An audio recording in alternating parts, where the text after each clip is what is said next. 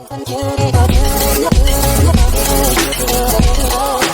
account section, so we went over the personal and business information. Next is going to be the eWallet. So I'm going to jump over right here into this eWallet tab. And you'll see I have a few items right at the top here. One is my balance. And the balance refers to your actual cash balance. So that's an amount that you can transfer out to your bank account or do whatever you want with it. Two, you'll see is your rewards points. So these are product credits or reward points that you can use in the reward store to redeem for non-commissionable purchases. And the last is what's called your pipeline shares, which may be renamed to your wave pool shares. But those are your end of the quarter shares that then go into being paid out. This is if you're a Zen 5 or higher. And you can achieve those. If you're Zen 1 to 4, you can still achieve them, but they're for promotional. But if you're Zen 5 or higher, you'll have shares into the quarterly wave pool where it's an additional bonus pool.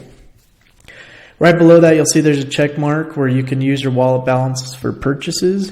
So you'll see this if you want to use your wallet by default. Say if your auto ship order is processing and you have a balance, you can just have it pull from that first and then use a card secondary if you don't have a big enough balance. And then below you can see just transactions of everything that's happened. So what's gone in and what type of transaction it is. So you'll see most of these in here are just cash transactions for me, but they'd be labeled as a reward point or as a share if they were different. Once I reach a certain, reach the appropriate status, I can then set up my bank transfers or my account balances.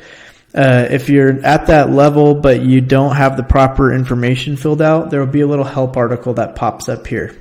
And it'll say before you can proceed, you just need to fill out the appropriate information on your account page, and that's the page we were previously on.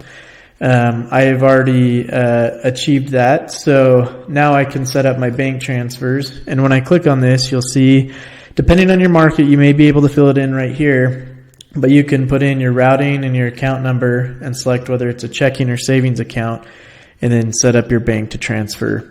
Once you're at that point, which I will not do right now, but there will be a button here now that says transfer to bank, and you can select how much you want to transfer. So if your balance was $100, while you're on there, you can say, well, I'm going to leave $50 in there for purchases, but I want to transfer 50 out. So in the input box, you could put 50 and then transfer to bank, and that'll push it out to your HyperWallet or ProPay account, whichever one you have set up there. So that's the eWallet tab, and I'll give you some more videos later on that show the different states for when you do or don't have one set up and how to push it out. So I'm going to show you if I have a balance here and I have my bank account set up, which I just did, I can now select an amount to transfer out to my bank. So in that last example, say I had $100 in my balance here.